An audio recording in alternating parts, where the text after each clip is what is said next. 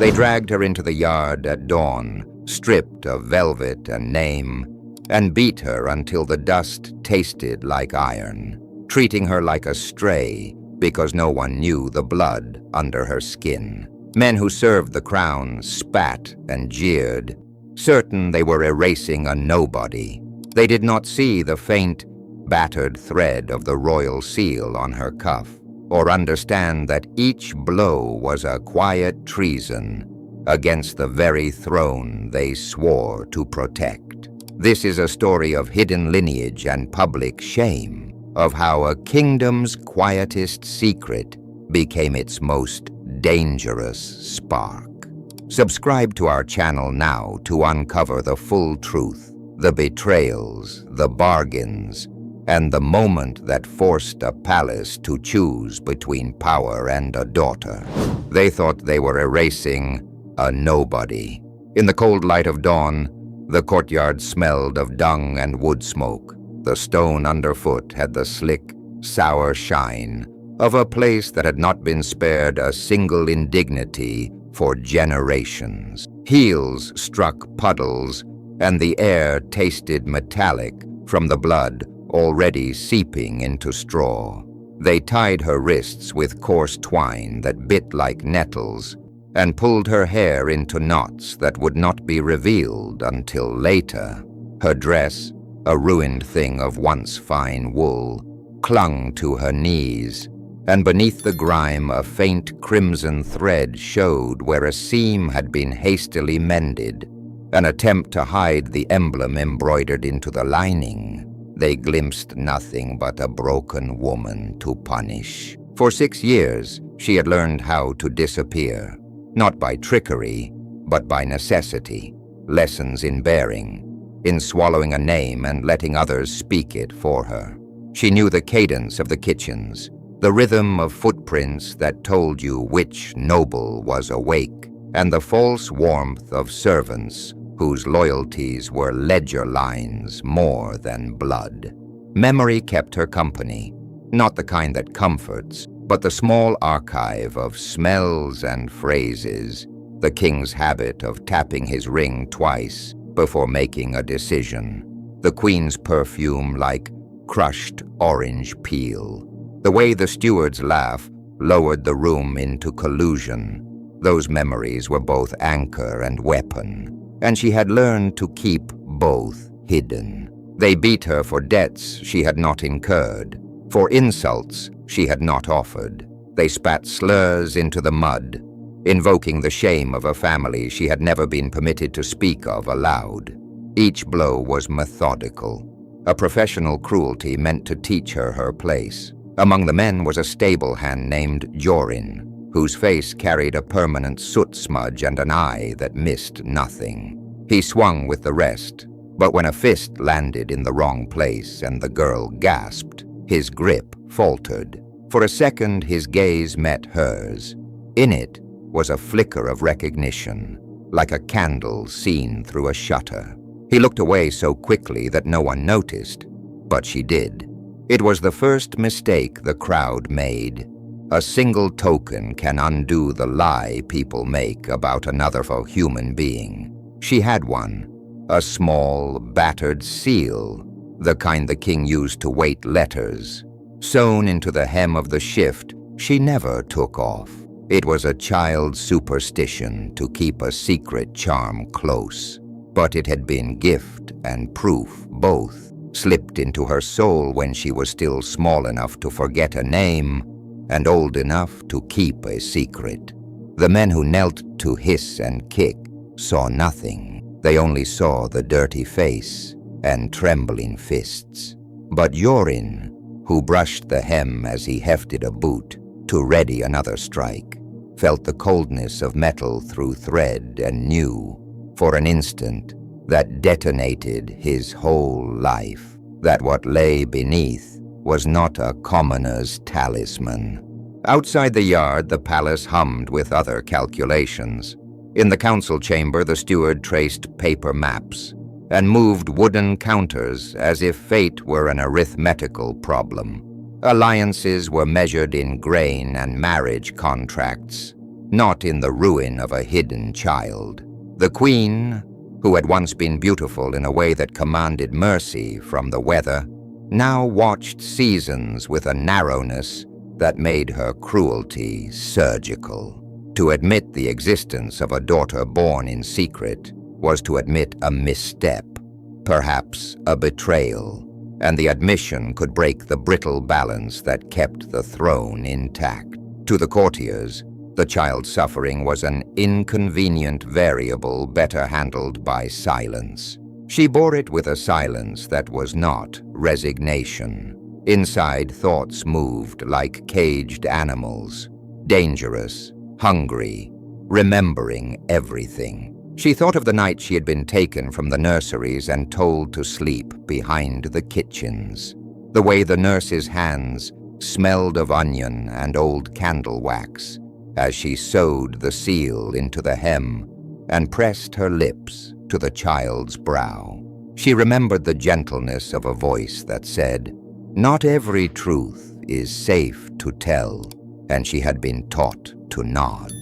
There are lives whose purpose is to be small in the service of others. Hers had been invented from the necessity of preserving a crown. There was a man whose name most in the yard mispronounced when they had to call it at all. Master Halvard, captain of the king's guard.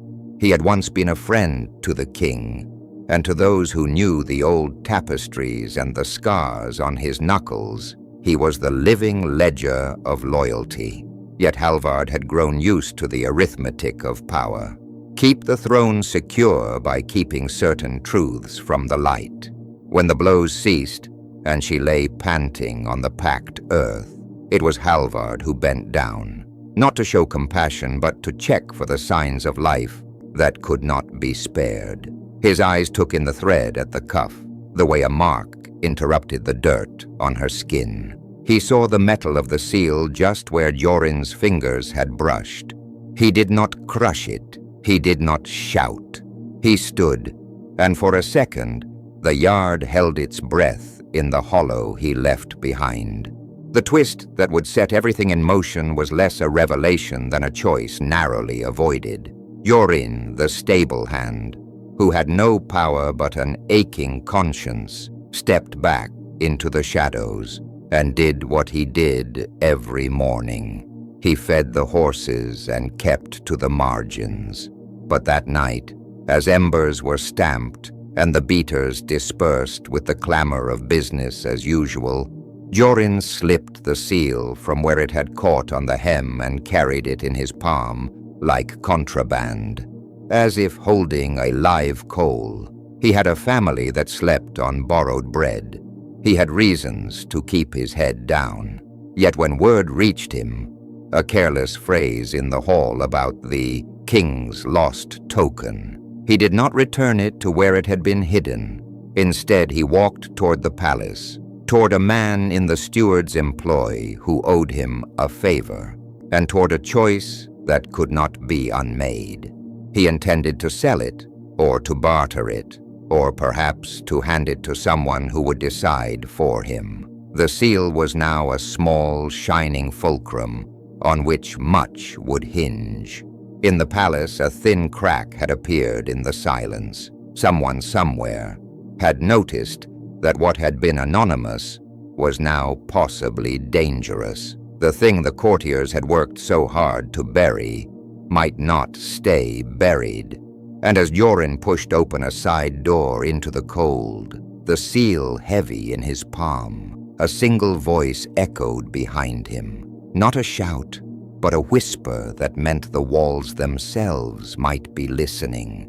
"If this is what I think it is, we have already lost." Jorin had the seal like a hot thing in his palm, and each step toward the steward's wing felt heavier than the last. The man he sought was not noble nor vicious. Melis was a clerk whose life had been kept together by ledgers and small favors, a person whose conscience was priced in coins and convenience.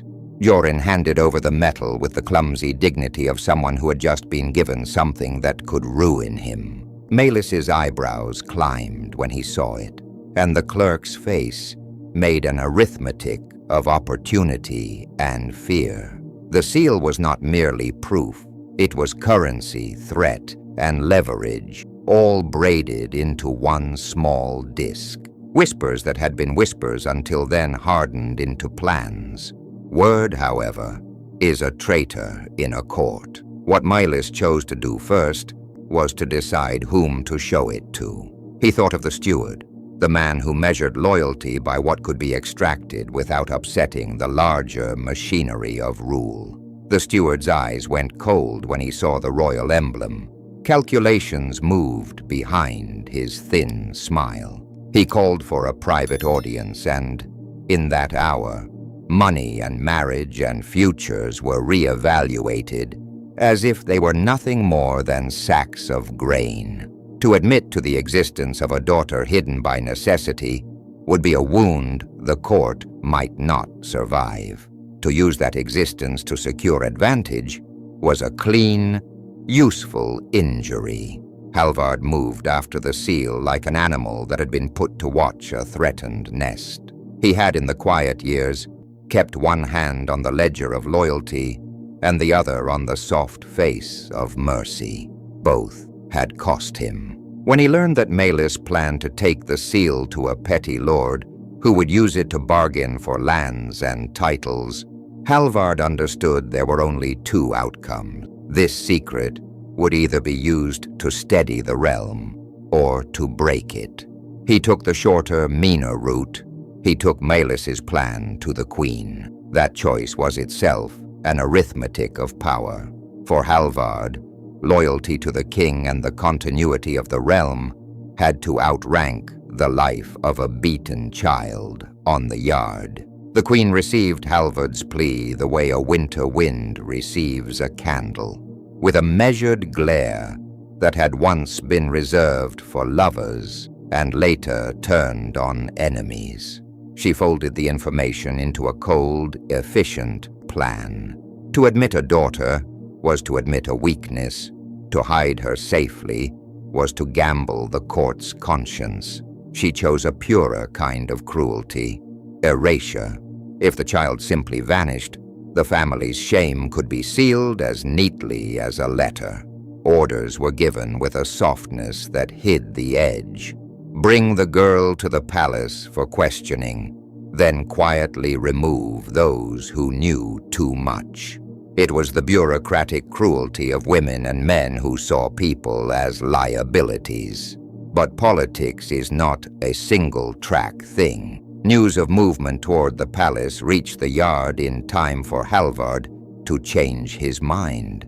He intervened not with the force of the law, but with an act that would later be called compassion and treason in equal measure. He carried the battered girl from the mud and the straw and into the cold, echoing chamber of the council. There, with the steward and the queen, and a gathering of those whose faces had been carved by loyalty and greed, he placed the seal on a table and placed his hand over it, as if both to protect and to accuse. The room was a pinprick of light in a world that had been practiced at looking away. When the king, older, leaner, the lines on his face, maps of decisions he had never explained, saw the seal, something in his posture changed. Memory is a brittle thing that holds through denial only until the weight of proof is dropped upon it. Words tumbled, not all of them true, and in the confused hour that followed, the steward tried to broker silence with promises. The queen tried to broker safety with threat, and the clerk tried to broker advantage with rumor. The girl, wrapped in the same shift with the same sewn token, listened. There was no triumph in her face when the court named her. There was only a careful, awful calculation of what recognition would demand. Recognition arrived with consequences. Men who had smiled at petty cruelties found themselves counted guilty of a larger indifference. Families rearranged their plans, marriages cooled into contracts, alliances flexed like ropes between cliffs. The queen moved to contain the damage, as if by containment she could return the kingdom to its tidy ledger. But containment requires instruments, and the court's instruments are people who can be bought or frightened. Halvard, who had once measured his loyalty in the steadiness of his hand, now measured it against the tremor in the girl's fingers. He chose a break with the machinery. He refused to allow her to be taken away. What followed was a quieter kind of war. Words became the weapons, subpoenas, threats, offers of sanctuary, and whispers of treason. Jorin, who had started this chain because he could not stomach passing by cruelty, watched with the blind terror of someone who had set wheels in motion. He did not know how to stop. Melis found himself a marked man. The steward realized his leverage had become a liability. The queen, whose love had once been warm enough to change seasons, hardened into a woman who would sacrifice a daughter for a realm she thought irreparably fragile. Then came the twist that no ledger could anticipate. When the court demanded proof beyond the seal, witnesses, birth logs, the names of nurses, Halvard produced none of the official things. He could have. He had, in years past, kept a private ledger of certain intimacies, as though he were the kingdom's mute conscience. But instead of producing the old documents, he produced testimony of a different sort. He walked, with a gait that had the weight of many battles, to the girl, and told the room what his memory held, the lullaby in a fingered voice, the night-smelling candle wax, the nurse's seam. He spoke not with the cold impartiality of a steward, but with the dangerous tenderness of someone who had loved the king enough to keep a secret. The ultimate turn was not legal, but moral. Faced with the sudden potential to dismantle a life and a court to save appearances, the girl did something no one expected. She stood, steady as a blade, and laid the seal down herself. She unpicked the stitch and held the metal before the assembly, the ring catching the torchlight like a tiny sun. "This," she said, voice not broken but quiet, "is a token of the life I have been forced to live. I will not let it become a weapon in someone else's hand. Do what you must with truth, but know that I refuse to be used to glue together what was broken by deceit." Her decision was a kind of arithmetic nobody in that room had counted on. She refused the ease of anger. She refused the crown's demand. She asked instead for one thing, to be allowed life as herself, no more and no less, to see whether honesty could be rebuilt from ruin. That demand broke some people and healed others. The steward found his bargains empty. The queen found herself alone with the cost of her choices. Halvard found the weight of his loyalty transformed into protection, and Jorin found, in the girl's mercy, a reason to live beyond his small life. When the court scattered, it was less because a secret had been revealed than because a person had refused to let that secret be turned into another's gain. The kingdom did not fall. The crown did not pass hand. The girl, acknowledged, declined to claim the throne, and in doing so, she forced the realm to reckon with the rot that had let her be beaten in a yard. That refusal was the final terrible twist. Power offered and denied, and it left everyone to measure what they would keep. Power that survives on hidden cruelties is a fragile thing when someone refuses to be used as its prop. If one truth can dismantle 1,000 convenient lies, The work that follows is to rebuild institutions that protect people more than privileges. If you found this story resonant, subscribe to our channel for more true, dramatic histories. Stories that ask hard questions and leave you thinking.